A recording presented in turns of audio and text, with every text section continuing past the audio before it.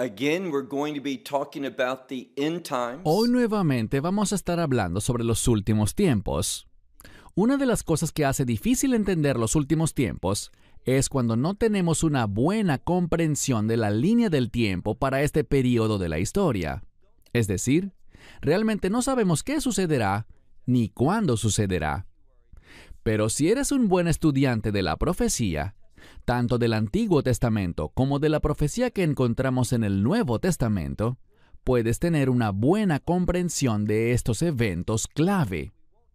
Por supuesto que no sabremos el día ni la hora de muchas de estas cosas, pero sí sabremos el orden, y eso ciertamente nos traerá claridad. Toma tu Biblia y ve conmigo al libro de Lucas, capítulo 21. Mencioné la semana pasada un término bíblico, y ese es el principio de dolores de parto. Les comenté que estas cosas van a suceder. Son situaciones muy difíciles, pero realmente no podremos ser dogmáticos acerca de cuándo sucederán. Yo creo firmemente que muchos de estos eventos comenzarán antes de esos últimos 7 años, que llamamos con frecuencia la semana 70 de Daniel. ¿Y cuál es el propósito de estos dolores de parto? Ellos prepararán el terreno para el anticristo, con el fin de que el anticristo comience su gobierno, y me refiero principalmente a su imperio. De hecho, la mayoría de los eruditos creen que primero su imperio será establecido y luego, más adelante, él comenzará a gobernar sobre ese imperio. Así que, de nuevo, cuando vemos la Escritura, por ejemplo, en 1 a los Tesalonicenses, capítulo 5, verso 1, Pablo dice, hablando a los creyentes, sobre conocer los tiempos y las ocasiones. ¿Oíste bien? Los tiempos y las ocasiones. No debemos entender esto simplemente como una referencia a los últimos tiempos, pues Pablo hace una distinción. Él habla de los tiempos y las ocasiones. Y cuando prestamos mucha atención a estos términos, habrá algo de inestabilidad, algunos trastornos de los que hablamos la semana pasada, y esto preparará el escenario para la revelación y el ascenso al poder del imperio del anticristo. Cuando ese imperio entre en vigor, es decir, cuando se haga presente en este mundo y empiece a gobernar, va a utilizar su poder, su autoridad y su dominio para perseguir a los creyentes. Y mencionamos algo de esto la semana pasada. ¿Cuándo, en realidad, llegará el final de este principio de dolores de parto y se marcará el inicio de la semana 70 de Daniel, de esos últimos 7 años? Es muy difícil para nosotros ahora, en este momento, ser dogmáticos acerca de eso. Pero vamos a ver que hay inestabilidad. Habrá conflictos en este mundo, guerras y cosas así. Habrá terremotos y situaciones de gran inestabilidad a nivel mundial, lo cual causará el ascenso del imperio del anticristo. Y cuando esté completamente establecido, comenzará un tiempo de persecución contra los creyentes. Vamos a ver algo más. Primero, los creyentes serán perseguidos y luego Israel será perseguido. ¿Qué aprendimos en nuestro último verso? De nuevo, toma tu Biblia y ve conmigo a donde estamos estudiando, el Evangelio de Lucas, capítulo 21. Y quiero que comencemos donde lo dejamos la semana pasada, donde dice en el verso 19, Lucas 21, verso 19. En su perseverancia, en su paciencia, que es otra manera como podemos traducirlo, ganarán o poseerán su alma. Esta palabra para alma puede significar vida, y yo te sugeriría que significa la vida que Dios quiere que tengamos, una vida de fe, una vida que reconoce su autoridad, en otras palabras. Lo que la Escritura nos está diciendo es esto, que vamos a pasar por persecución, no por el simple hecho de sufrir, sino más bien con el propósito de hacernos crecer y madurar. Vemos en el libro de Apocalipsis que la novia, que es una referencia a la iglesia, tomará este tiempo para prepararse, para adornarse para su novio. En otras palabras, para que seamos hallados fieles. Así que la persecución va a cumplir un propósito, hacernos crecer y madurar espiritualmente para que nos comportemos de una manera que agrade a Dios. Bien, en segundo lugar, quiero decirles que, de la misma manera en que los creyentes serán perseguidos, sabemos algo. Después de que el tiempo de persecución de los creyentes llegue a su fin, entonces vamos a ver dos cosas. La ira de Dios comenzará y simultáneamente, durante la ira de Dios, también el anticristo volverá su atención, y cuando digo el anticristo, quiero decir que será el anticristo junto a su imperio, que volverán su atención contra Israel. Allí Israel va a pasar por su peor tiempo de persecución y sufrimiento. Pero de nuevo, esa etapa tiene un propósito. ¿Cuál será? Provocar que un remanente del pueblo judío llegue a la fe, hacer que dejen de confiar en lo físico, en las cosas terrenales, y comiencen a confiar y depender en Dios. Y vamos a ver una palabra muy importante que nos enseña esta verdad bíblica. Bien, avancemos. Estamos listos para el siguiente verso, que es el verso 20. De nuevo, estamos en el Evangelio de Lucas, capítulo 21, verso 20, donde dice: pero, cuando ustedes vean, y el sujeto aquí es Jerusalén, cuando vean que Jerusalén ha sido rodeada, muchos colocan ejércitos y esto habla de campamentos de soldados. Entonces, ¿qué pasará? Bueno, después de la abominación desoladora, después de que el anticristo se revele a sí mismo y quiera engañar al mundo, haciéndoles creer que Él es Dios, vamos a ver que Israel lo rechazará. ¿Y qué ocurrirá? Debido al rechazo de Israel al anticristo, ellos serán perseguidos. Y vamos a ver que naciones, muchos soldados distintos de cada país, de cada nación, subirán a Jerusalén para la guerra. De eso estamos hablando en el verso 20. Así que dice: pero cuando vean que Jerusalén ha sido rodeada de soldados, sepan que está cerca, miren esta frase, sepan que está cerca y muchas Biblias colocan su destrucción. Y está bien, pero lo que quiero que veas es que esta palabra para destrucción proviene de la misma palabra del Nuevo Testamento para desierto o lugar desolado. Aprendamos una verdad muy importante. Los hijos de Israel pasaron 40 años en el desierto. ¿Por qué?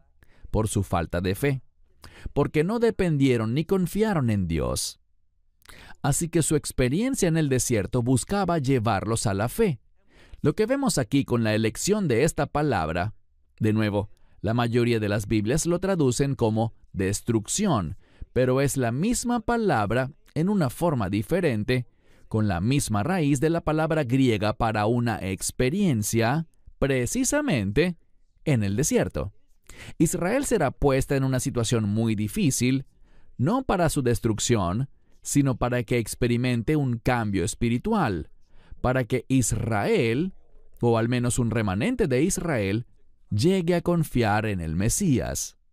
Y luego dice, verso 21, entonces, los que estén en Judea, estamos hablando de Israel propiamente, los que estén en Israel, que huyan a los montes, y los que estén en medio de ella, ¿qué deben hacer? Es otra palabra, es un sinónimo para huir o salir. Y los que estén en el campo, es decir, fuera de Jerusalén, esos individuos no deben entrar en ella, es decir, no vayan a Jerusalén en ese momento. ¿Por qué? Porque viene un tiempo de intensa persecución, liderado por el imperio del anticristo. Y oigan bien, donde participará toda nación en el mundo. Así que repasemos y veamos algo claramente. Se aproxima un tiempo de gran inestabilidad mundial, y eso será provocado por guerras, hambrunas, pestilencias, y todo esto llevará al imperio del anticristo a un tiempo de persecución contra los creyentes. Pero, oigan bien, aunque se nos ha prometido que nunca experimentaremos la ira de Dios, lo que no promete la Escritura es que no seremos perseguidos. De hecho, vimos la semana pasada que seremos odiados, seremos perseguidos, seremos entregados a causa de su nombre. Y Él le está hablando a creyentes aquí. Así que viene un tiempo de sufrimiento por nuestra fe. Y luego sabemos que habrá un evento de transición. Lucas, en su relato, no trata ese tema. Ciertamente en el relato de Mateo y en el de Marcos sí lo vemos.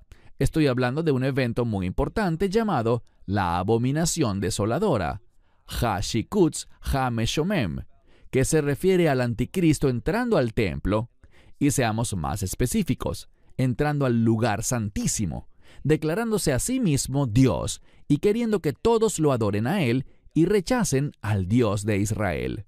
Bueno, los creyentes no lo aceptarán y tampoco lo hará un remanente de Israel. De hecho, en su mayoría, Israel rechazará su autoproclamación como Dios en ese tiempo de la abominación desoladora, y esto llevará a que Israel sea perseguido. Y mientras Israel está siendo perseguido, recuerden algo que aprendimos de Apocalipsis 7. Israel será sellado. Vemos ese número de reino, los 144,000. Yo creo que es un número que representa a aquellos de Israel que estarán en el reino de Dios. Ellos van a ser sellados. ¿Por qué? Porque estarán en este mundo durante la ira de Dios. Nosotros, por otro lado, cuando digo nosotros hablo de los creyentes, nosotros no estaremos en ese entonces. Como dije la semana pasada, los creyentes nunca jamás experimentaremos nada de la ira de Dios. No estaremos en este mundo. El arrebatamiento sucederá primero y seremos llevados al reino de Dios antes de que comience la ira de Dios. Así que aunque no sabemos el día ni la hora, podemos saber el orden, y es el siguiente.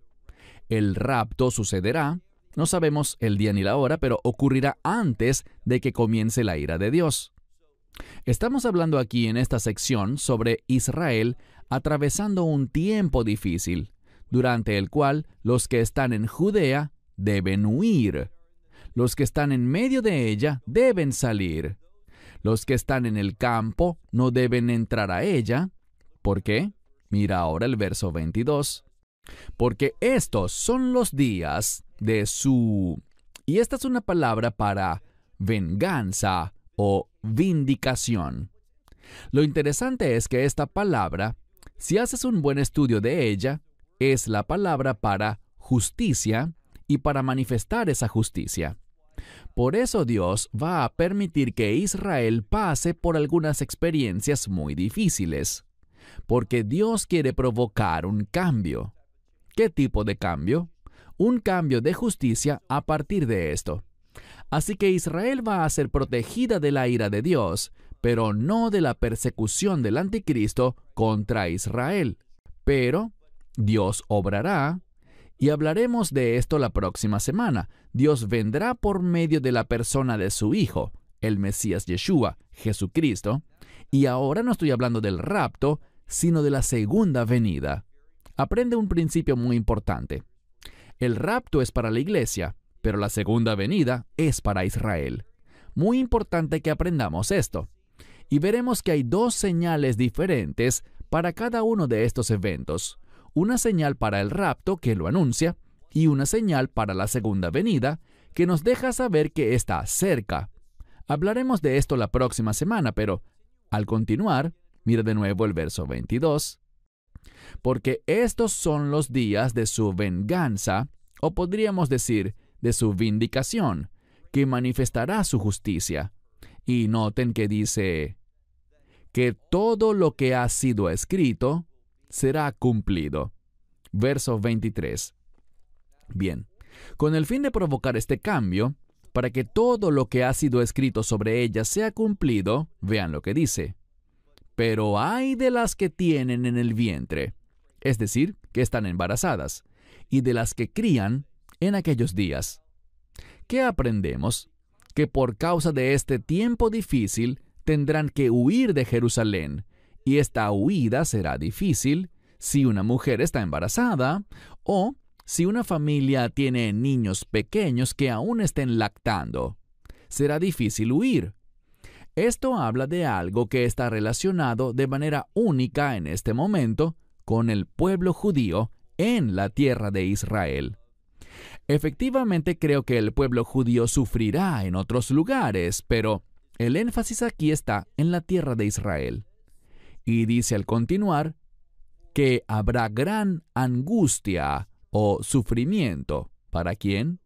Bueno, esto será específicamente para los que están en Israel, sobre la tierra, es decir, sobre la tierra de Israel. Y si ampliamos esto para hablar del sufrimiento por la ira de Dios, será en todo el mundo. Así que en este punto, los que están sufriendo por causa del anticristo serán principalmente los que están en Israel. No exclusivamente, pero principalmente. Si hablamos de la ira de Dios, que se estará derramando en este mismo tiempo, será sobre el mundo entero. Dios protegerá a Israel de su ira, de manera muy similar a lo que hizo con los que estaban en Gosén durante el tiempo del Éxodo. Así que, continuando, miren lo que dice aquí en la segunda parte del verso 23, donde leemos: y la ira en o entre este pueblo. Esta palabra es ira. Fíjense que no dice persecución, sino ira. Y hay dos maneras de entender esto. Esta es una palabra fuerte para enojo. Cuando miramos la profecía del Antiguo Testamento, tenemos la palabra enojo. El enojo de Dios puede entenderse como su ira. Y también sabemos que esa misma palabra puede usarse con respecto al enojo humano. Así que durante este tiempo, por causa del anticristo, de su imperio, y por causa de la ira de Dios que se derrama, habrá, como dice aquí, leamos con cuidado al final del verso 23, donde dice: y la ira entre este pueblo. Ahora, insisto, Israel será sellado porque atraviesan la ira. Y noten lo que sucederá. Aquí no vemos a Dios ejecutando las cosas que veremos desde el verso 24. Esto lo hará el anticristo. Y por eso creo que la palabra ira aparece aquí, en este contexto, en relación con las acciones del anticristo. ¿Por qué? Porque dice que caerán por la boca, o como dice la mayoría de las Biblias, a filo de espada, y serán llevados al exilio hacia todas las naciones. Así que incluso en la semana 70 de Daniel veremos ese concepto del exilio, de ser expulsados de la tierra de Israel. Y noten lo que dice: y Jerusalén será pisoteada por todas las naciones. ¿Por qué?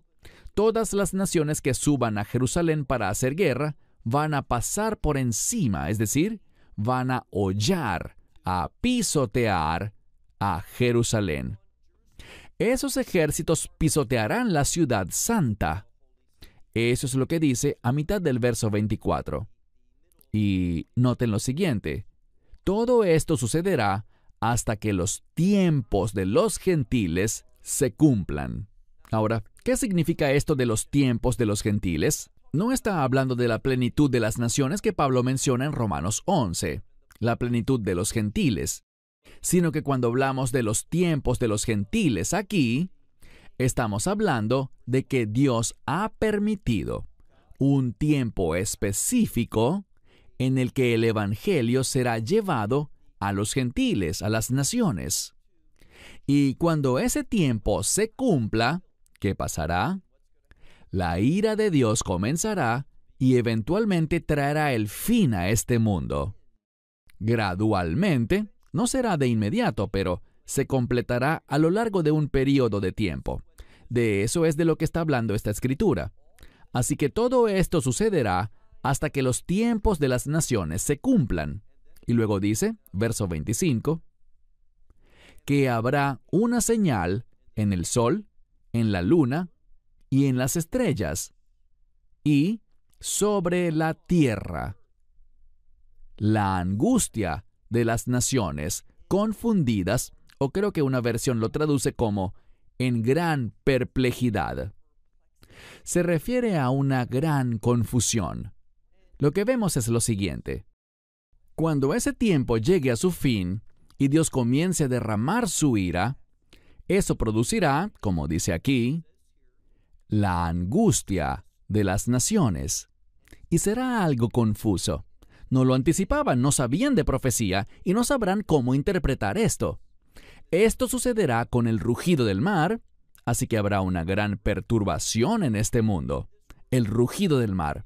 Y también se usa otra palabra para su oleaje. Y este es un término profético que simplemente habla de gran inestabilidad en el mundo.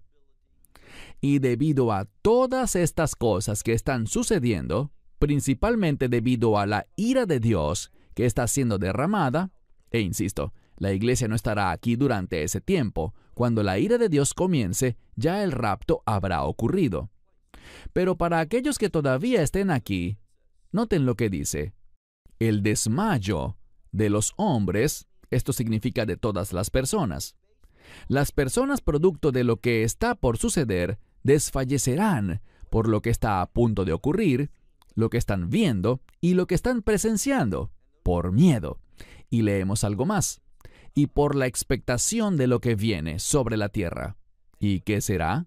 Se trata del derramamiento completo de la ira de Dios. En el libro de Apocalipsis vemos dos cosas que están relacionadas con la ira de Dios. Vemos los juicios de las trompetas, mencionados en Apocalipsis capítulos 8 y 9, y luego vemos otro derramamiento más fuerte de la ira de Dios mencionado en Apocalipsis capítulo 16. Cuando estas cosas estén ocurriendo, causarán angustia, causarán confusión, causarán pánico y temor entre la gente. Leamos ahora en el versículo 26, al final, donde dice, porque las potencias de los cielos serán conmovidas. Ellos sabrán que todo esto que está ocurriendo, estas cosas terribles relacionadas con los juicios de las trompetas y los juicios de las copas, tienen su origen en el cielo. No habrá ningún razonamiento humano para darle una explicación a todo lo que estará sucediendo. Les animo a leer sobre los juicios de las trompetas en Apocalipsis 8 y 9 y sobre los juicios de las copas en Apocalipsis 16. Allí verán que no hay explicación humana. Leamos ahora el verso 27. Y entonces verán al Hijo del Hombre viniendo en las nubes. Esa es una referencia a Daniel capítulo 7, comenzando desde el verso 12 en adelante, donde dice que el Hijo del Hombre vendrá delante del anciano de días. ¿Quién es el anciano de días? Dios el Padre. Y él heredará el reino, la gloria y el honor, para que todos los pueblos, naciones y lenguas le adoren a él. Eso es literalmente lo que dice el texto arameo de ese pasaje. Leemos aquí. Y entonces ellos verán al Hijo del Hombre viniendo en las nubes. ¿Con qué? Con poder y toda gloria. Yo subrayaría eso. Otro término que se refiere a la deidad del Mesías. Leamos un verso más y terminamos. Hay una palabra muy importante aquí que debemos enfatizar porque está enfatizada en el texto bíblico, y es la palabra comienzo. Lo que hemos visto a partir del versículo 8 de esta sección es que Dios ha delineado cosas que van a suceder. Los dolores de parto, nación levantándose contra nación, reino contra reino, habrá hambres, habrá pestilencias, se desarrollará una persecución contra los creyentes, la iglesia será odiada por todo el mundo a causa de su nombre. Todo esto estará sucediendo, y algunas cosas comenzarán antes de la semana 70 de Daniel, otras ocurrirán en medio de la semana 70 de Daniel, pero después de la abominación desoladora, ¿qué sabemos que pasará? Bueno, sabemos dos cosas. Ese remanente de Israel, los 144,000 de las 12 tribus, serán sellados. Y después de eso, ocurrirá el arrebatamiento para posteriormente y solo después del rapto, se dé inicio a la ira de Dios. Y noten lo que dice aquí, presta mucha atención a las palabras. Dice, cuando estas cosas comiencen a suceder, ya las hemos mencionado todas, pero dice que cuando estas cosas que mencionamos comiencen, ¿cuáles cosas? Yo te sugeriría las cosas de las que hemos hablado en nuestras últimas 2 lecciones. Cuando todo esto comience, sabremos algo. Sabremos que el tiempo de nuestra esperanza bendita, el rapto, se está acercando, está a las puertas. Por eso dice, cuando estas cosas comiencen a suceder, ¿qué debemos hacer? Levanten sus cabezas, miren arriba, miren hacia arriba y levanten sus cabezas. ¿Por qué? Porque vuestra redención está cerca. Y la palabra redención es una palabra de victoria. Es el resultado de lo que la sangre del Mesías ha logrado.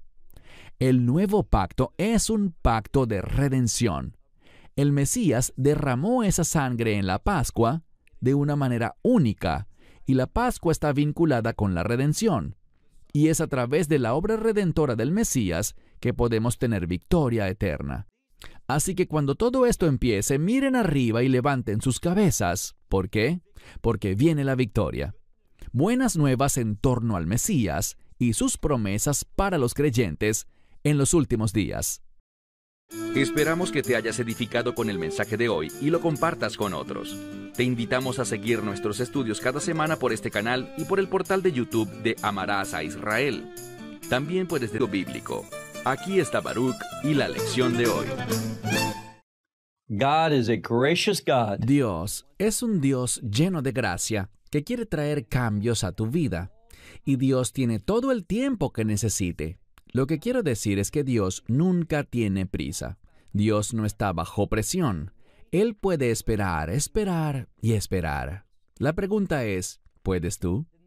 Verás, el nombre Dios, en esa forma suprema, en el idioma hebreo, compuesto por esas 4 letras, Yud-Hei Vav-Hei, nos habla del Dios que es, que fue y que será.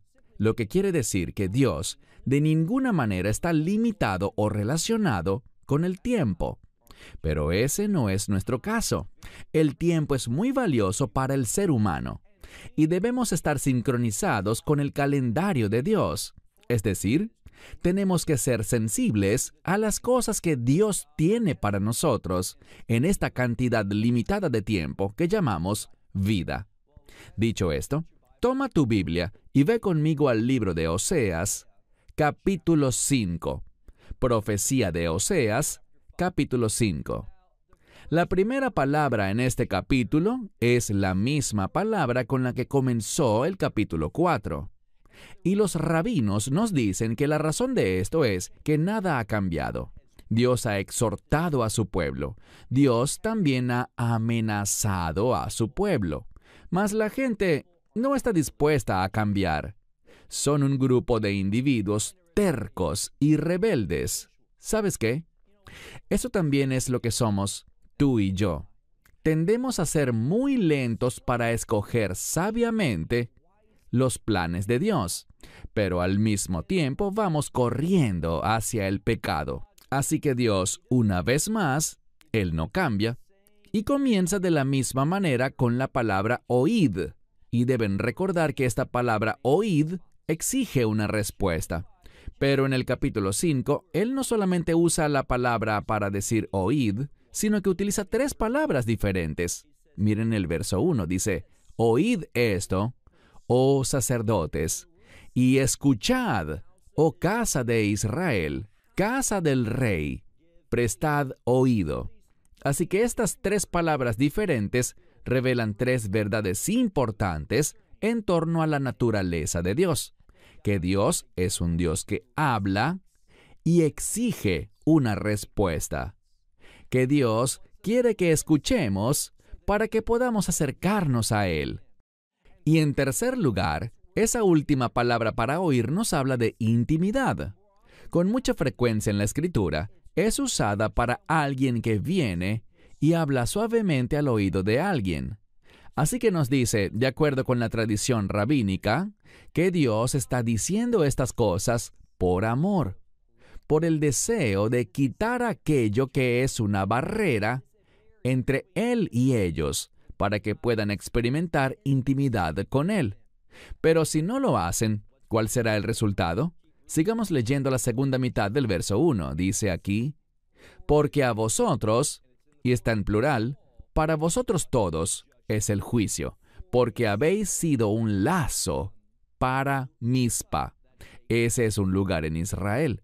Dice, como una red que es extendida sobre Tabor, el monte Tabor.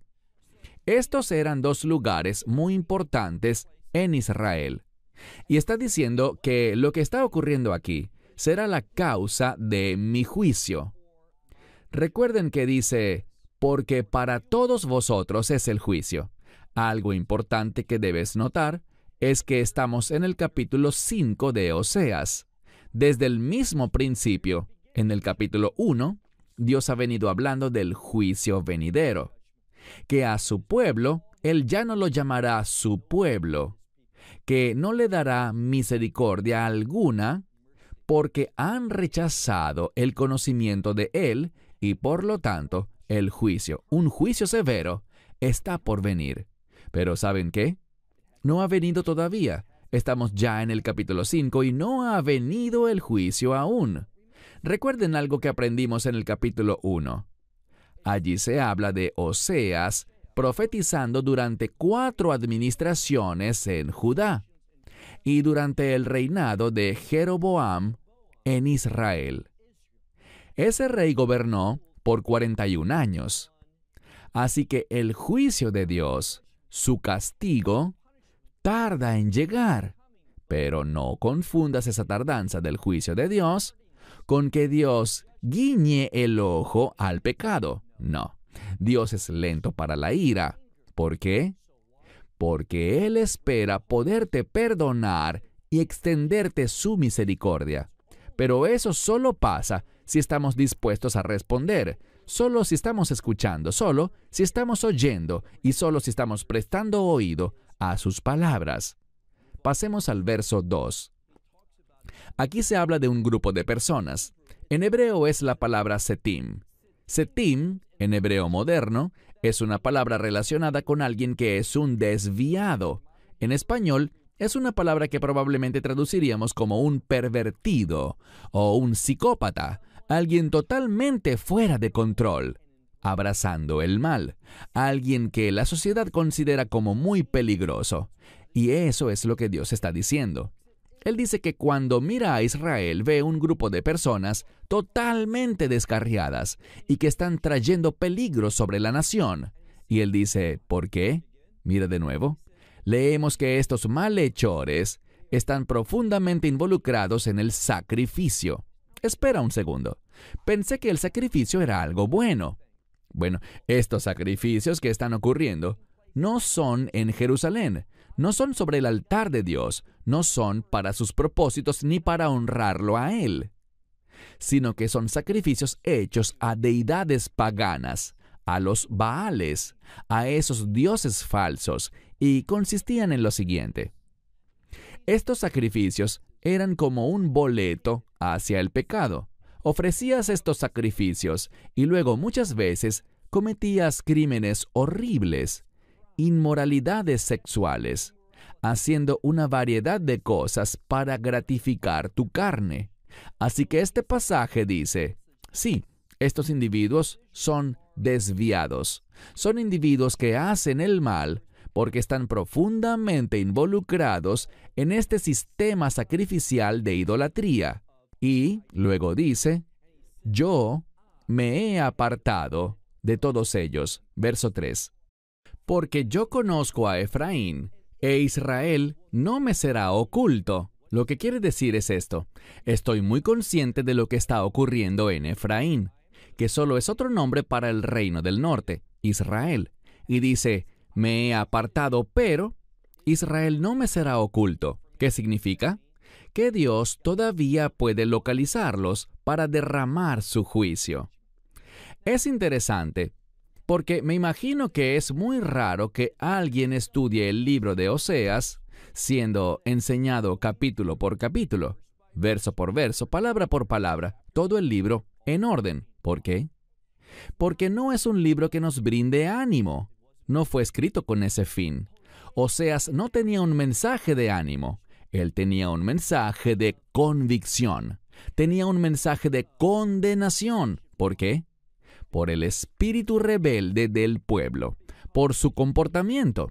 Y les diré algo. No hay una profecía más apropiada para la nación actual de los Estados Unidos, para toda Europa, para todo el mundo, que esta profecía de Oseas.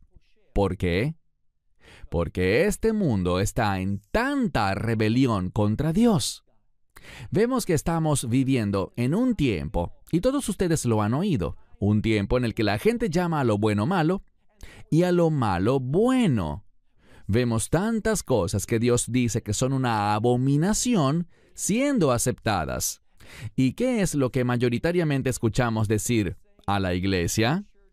La iglesia ha tomado el término amor y lo ha malinterpretado totalmente para definirlo como simplemente aceptar y abrazar y tolerar casi cualquier cosa.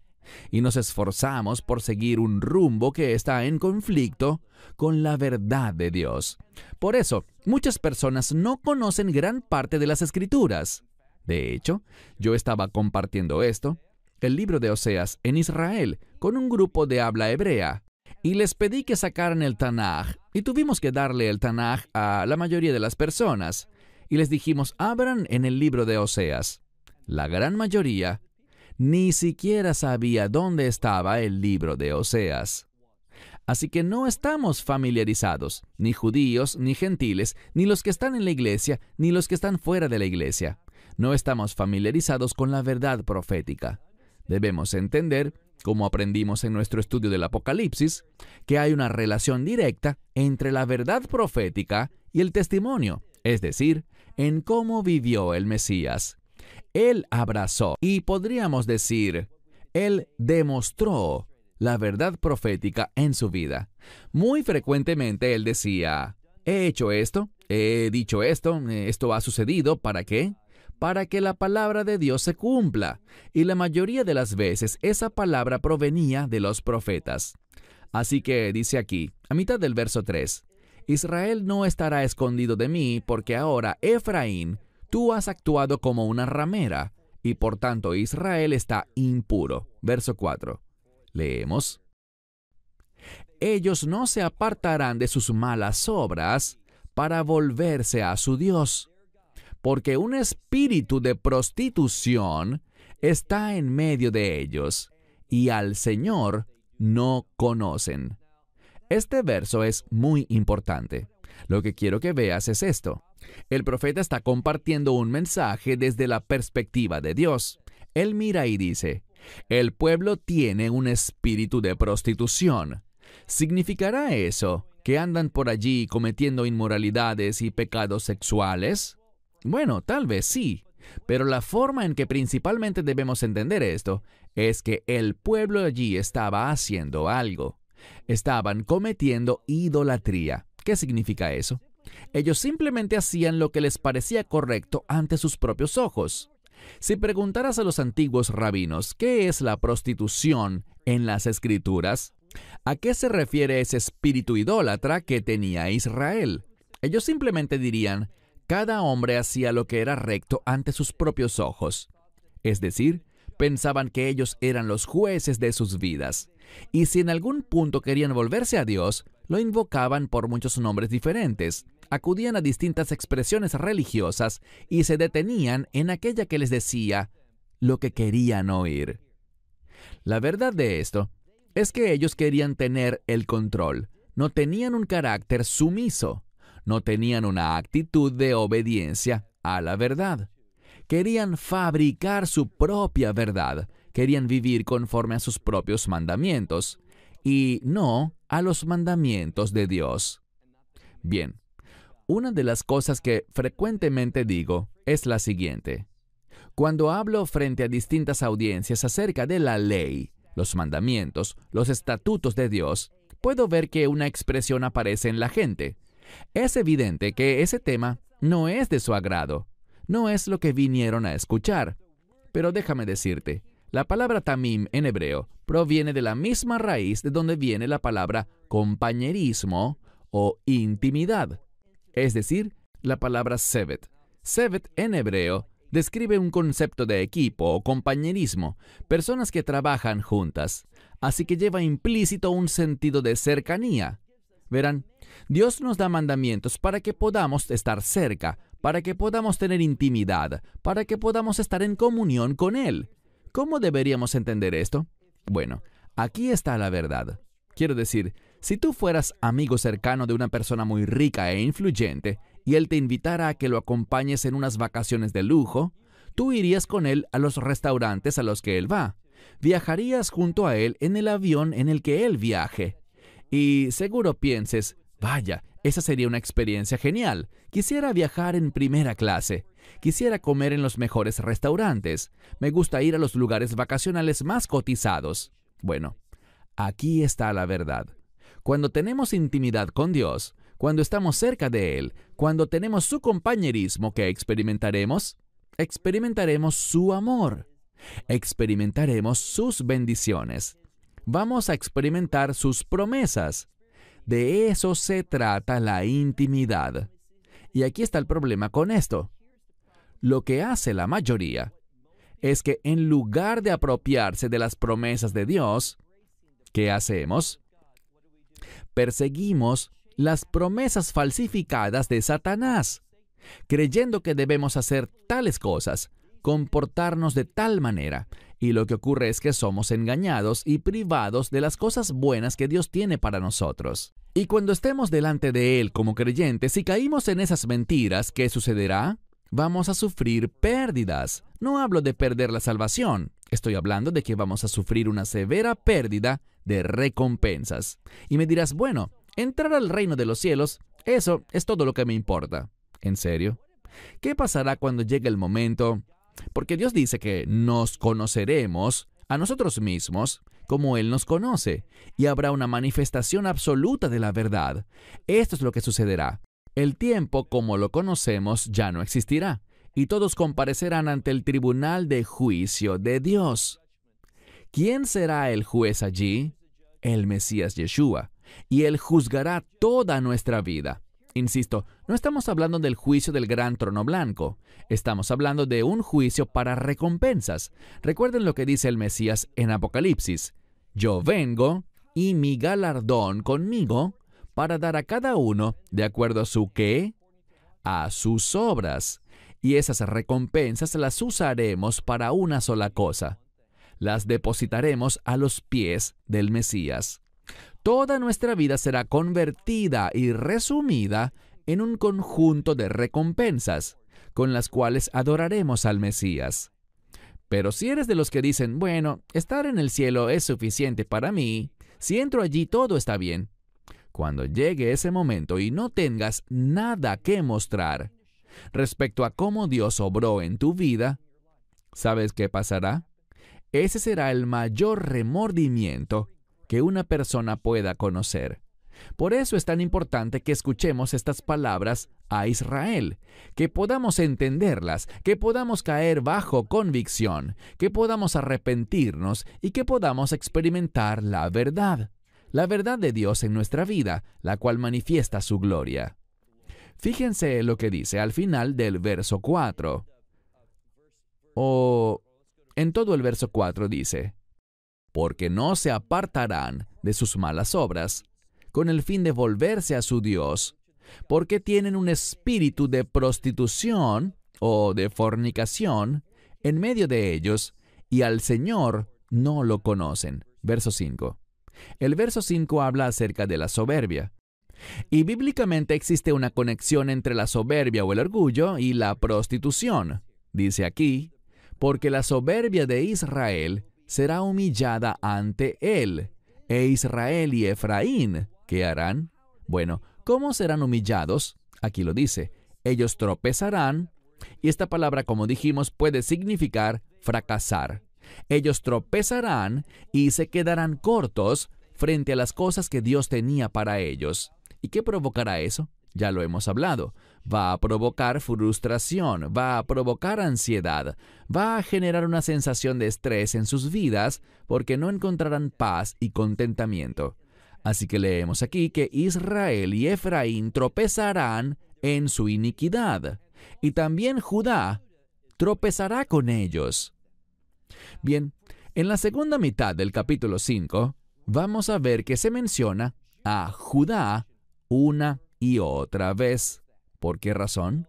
Bueno, la mayoría de los eruditos nos dirán que es para prefigurar lo que va a suceder aproximadamente 150 años después.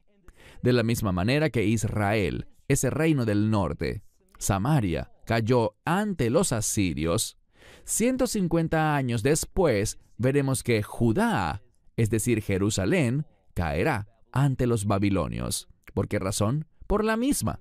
Es decir, qué triste, ¿no es así?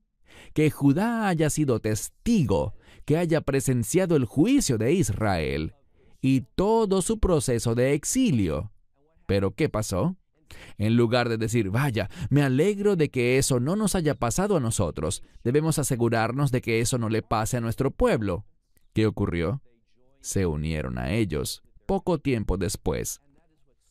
Eso es lo que resulta tan triste, porque Judá no tomó en serio las palabras de esta profecía.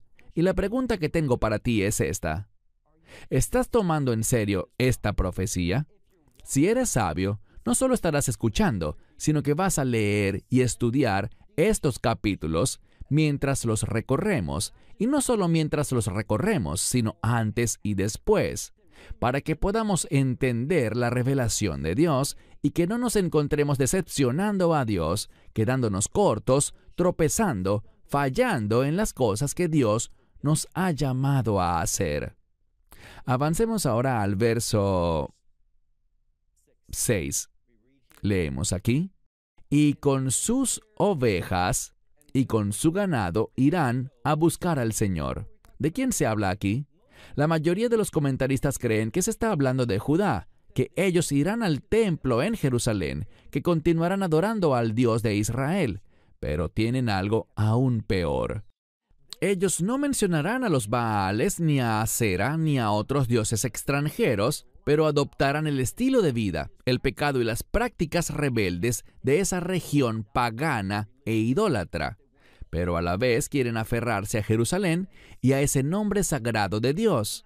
En otras palabras, lo que intentan hacer es mezclar lo mundano con la piedad.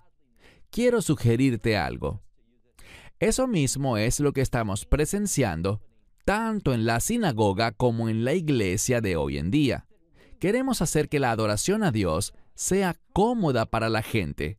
Queremos tomar las cosas que la gente disfruta del mundo y traerlas a la casa de Dios, en lugar de entender cuán distinta debe ser la adoración.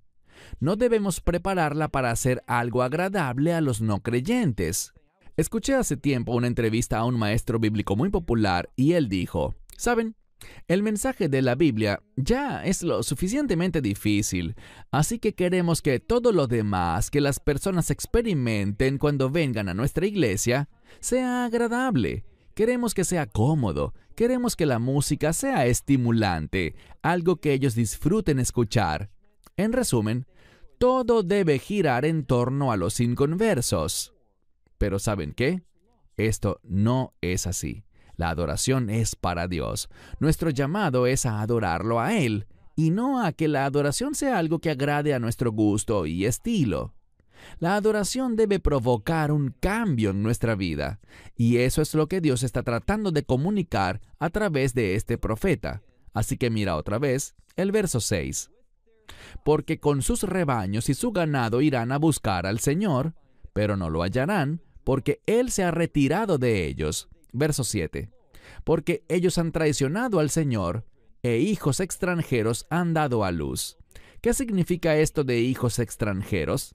Significa que esta siguiente generación ha perdido su identidad. Son como las naciones, ya no son los hijos de Dios, sino que viven y se comportan como personas que no tienen una relación de pacto con Dios. Por eso dice aquí, mire de nuevo, dice, porque son hijos extranjeros los que han dado a luz, y ahora en un mes, serán devorados con su porción. ¿De qué mes estamos hablando? Bueno, la mayoría de los eruditos cree que es el mes de Av. ¿Por qué digo Av? Ese es el 5º mes en el calendario judío. El mes de Av es cuando tanto el primer templo como el segundo templo fueron destruidos. Así que él dice aquí, y recuerden que el contexto ya no es en este pasaje Israel o el reino del norte, sino Judá, el reino del sur, donde está Jerusalén. Y lo que dice es que en un mes, muy probablemente el mes de Av, el 5º mes, todo llegará a su fin. ¿Por qué? Ese es el mes cuando el templo será destruido y cuando Israel, o debería decir Judá, saldrá al exilio. Así que en un mes serán destruidos ellos y su porción. Versículo 8. Noten lo que dice. Tocad el shofar en Gibeá y la trompeta en Ramá. Gritad en la casa de Aven. Esa es Bet-Aven, porque tras ti va Ben-Yamín o Benjamín. Lo que está diciendo aquí es, mucho cuidado, porque el mismo juicio que cayó sobre el reino del norte vendrá sobre el sur, así que prepárense. Es un llamado al arrepentimiento. Es su última oportunidad, pero no hicieron caso en los días de Oseas, sino que el reino de Judá siguió por ese mismo mal camino. ¿Por qué lo digo? Verso 9. Efraín será una desolación en el día de su reprensión entre las tribus de Israel. Haré saber, o he hecho saber, y algunas traducciones colocan con certeza o en verdad. Es una palabra que habla de fidelidad. Lo que Dios está diciendo es esto. Dios manifestará la verdad, esta misma palabra, de certeza o verdad. Él va a manifestar su verdad, dará a conocer la verdad al pueblo. ¿Cuál verdad? Que Él es un Dios santo. ¿Por qué los está juzgando? Sigamos leyendo. Dice, porque los líderes de Judá han hecho algo. Y usa un término aquí. Con el fin de definir los territorios se colocaban marcadores de fronteras. Ellos indicaban a quién pertenecía y dónde terminaba cada territorio. ¿Y qué hacían estas personas, los líderes? Ellos venían y mediante soborno movían esos marcadores para que alguien tuviera más tierra. Así que habla de corrupción y dice, por causa de eso voy a derramar como agua mi ira, porque Efraín es oprimido y será quebrantado en juicio, porque se ha ido tras ¿qué? Se ha ido tras un mandamiento, pero no es el mandamiento del Señor, es un falso mandamiento. No es la palabra mitzvah, sino la palabra tzav. Tzav puede significar un mandamiento general, no necesariamente relacionado con los mandamientos de Dios. Así que creyeron un falso mandamiento. Y debemos preguntarnos, ¿hemos caído en eso? ¿Hemos creído una mentira? ¿Estamos siguiendo lo que las personas dicen, mandamientos que nos han dado, pero que no están arraigados en la Biblia? Eso es lo que hizo Judá. ¿Y cuál fue el resultado? Verso 12. Porque yo, Dios hablando, yo seré como una polilla para Efraín y como podredumbre o descomposición para la casa de Judá. Así que no hay diferencia. Dios no hace acepción de personas. Él no dijo, oh, a mí no me gusta el reino del norte, pero sí el del sur. No, es la misma verdad para los dos. Y ya para terminar, ¿sabes qué van a hacer? Ellos irán a Egipto, saldrán al exilio, correrán al rey de Asiria, buscarán ayuda, pero él no podrá hacer nada. El único lugar donde encontraremos la verdadera ayuda, que sana y restaura, es en el Dios viviente. Cierro con esto hasta la próxima semana, cuando seguiremos en Oseas, capítulo 6. Esperamos que te hayas edificado con el mensaje de hoy y lo compartas con otros.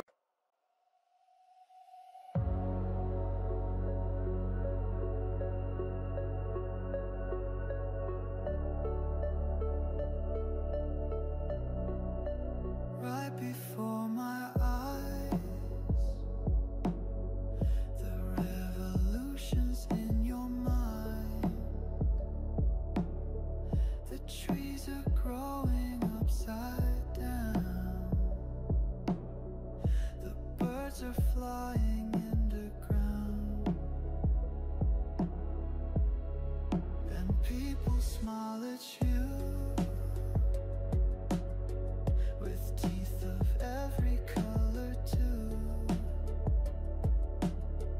in dreams that they call nightmares too. And there I was inside